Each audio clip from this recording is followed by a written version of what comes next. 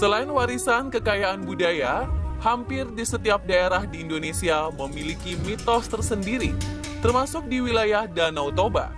Danau terluas di Asia Tenggara ini memang masih diselimuti banyak misteri.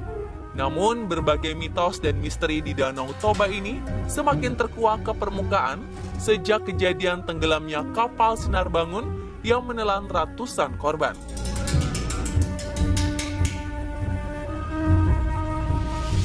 Masih ingatkah Anda dengan viralnya pemberitaan tentang sosok ikan mas raksasa yang disebut-sebut menjadi salah satu penyebab cuaca buruk dan tragedi kapal tenggelam?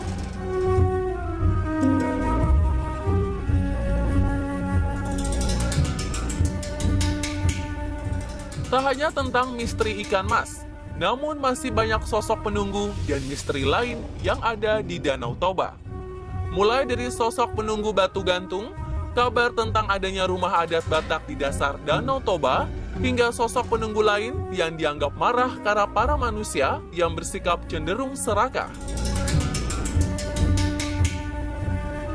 Pasca kejadian tenggelamnya kapal Danau Toba kemarin, banyak masyarakat yang mengkaitkannya dengan berbagai mitos yang ada di wilayah Danau Toba.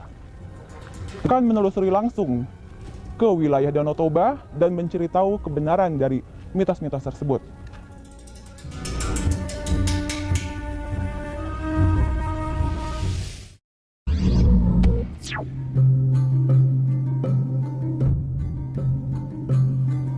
Mitos tentang ikan mas adalah yang paling santer terdengar pasca tragedi kapal tenggelam di Danau Toba kemarin. Konon, badai besar dan tenggelamnya kapal motor Sinar Bangun terkait dengan penangkapan ikan mas raksasa oleh masyarakat sekitar Danau Toba sehari sebelumnya. Menurut kabar yang beredar, pemancing tersebut tidak mengindahkan larangan dan saran orang tua agar ikan mas dilepas kembali ke Danau Toba. Sehari kemudian, terjadilah angin puting beliung di atas Danau Toba, tepat di Tau Silalahi Paropo, hingga menimbulkan ombak besar.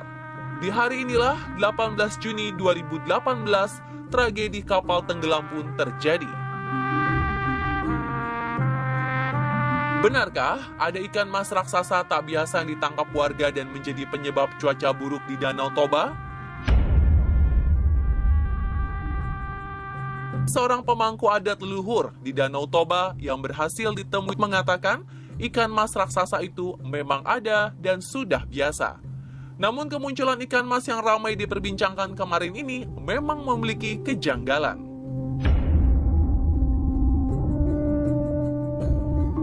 Saya pribadi juga pernah melihat 10 kilo.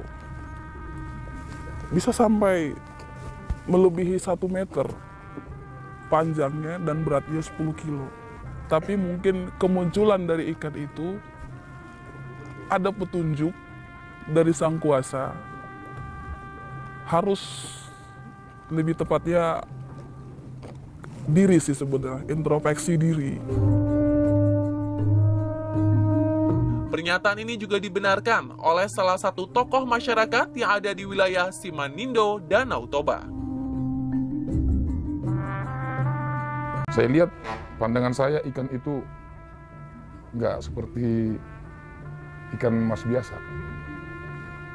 Ya, bukan seperti ikan mas biasa. Jadi dari fisiknya ikan itu saya lihat ada yang aneh. Saya bukan membesar-besarkan. Pernah ini saya bilang beberapa kawan, orang itu tidak percaya. Biasanya kalau orang dapat ikan di Danau Toba, kan senang. Langsung dibagi-bagi. Tapi kenapa ada sih menurut sosmed itu ada orang tua yang melarang. Jangan kalian makan itu, lepaskan ke Danau Toba. Itu yang aneh. Kenapa ada orang melarang orang dapat ikan? Di situ saya agak ada kaitannya sedikit lah. Berarti kan ada roh mungkin entah apa ya yang menyuruh itu. Tolong coba dulu orang itu dikasih ikan, kalau disuruh lepas. Mau nggak?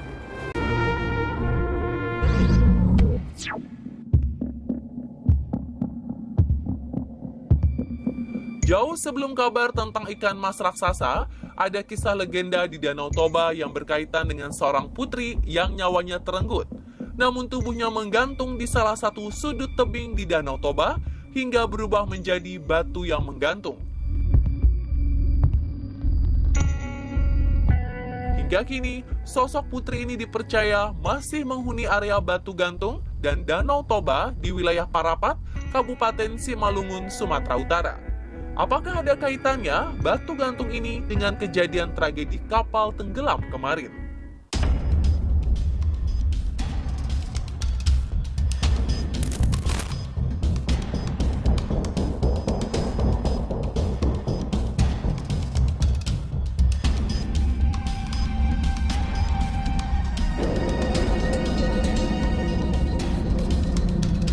Dari penginapan kami di daerah Parapat, Kabupaten Simalungun, perjalanan menuju ke batu gantung ditempuh dalam waktu kurang dari 30 menit.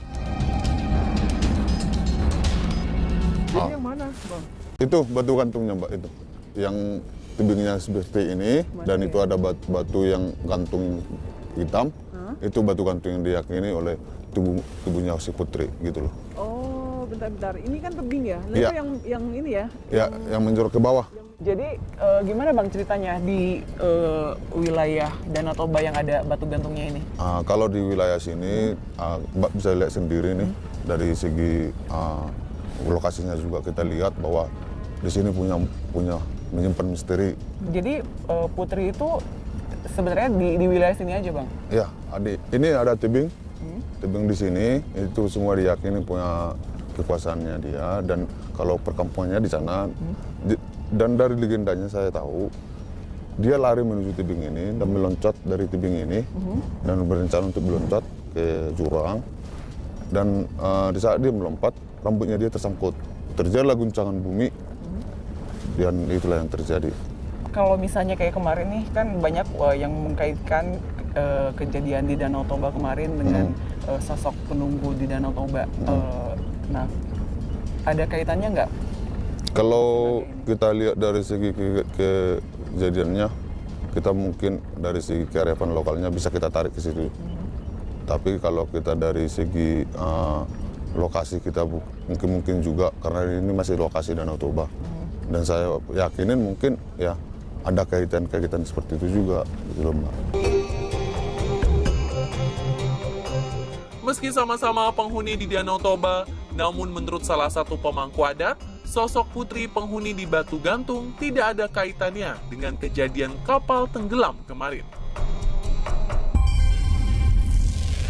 Gak ada kaitannya itu, Mbak. Gitu. Ini kan di Simanindo, kerajaan Namboru Biding Laut sama Natijo. Sementara batu gantung kerajaan Namboru Sanyang Naga Laut, gitu. Tapi mereka mengetahui bakalan ada kejadian besar nanti, itu aja sih.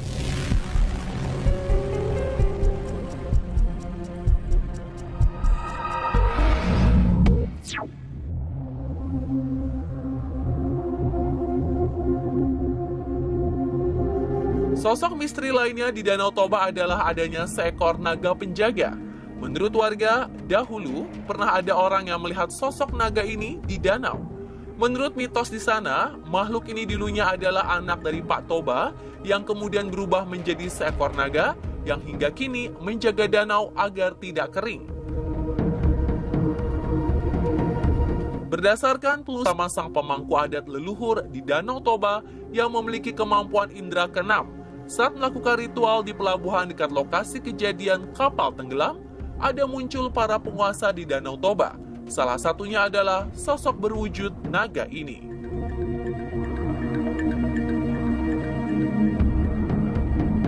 Itu benar, dia ada. Makanya tadi saya pas memanggil mereka, salah satunya itu Sanyang Naga Laut. Dia penguasa tertinggi di Danau Toba ini. Sesudah seorang raja yang bernama Raja Padohan Yazi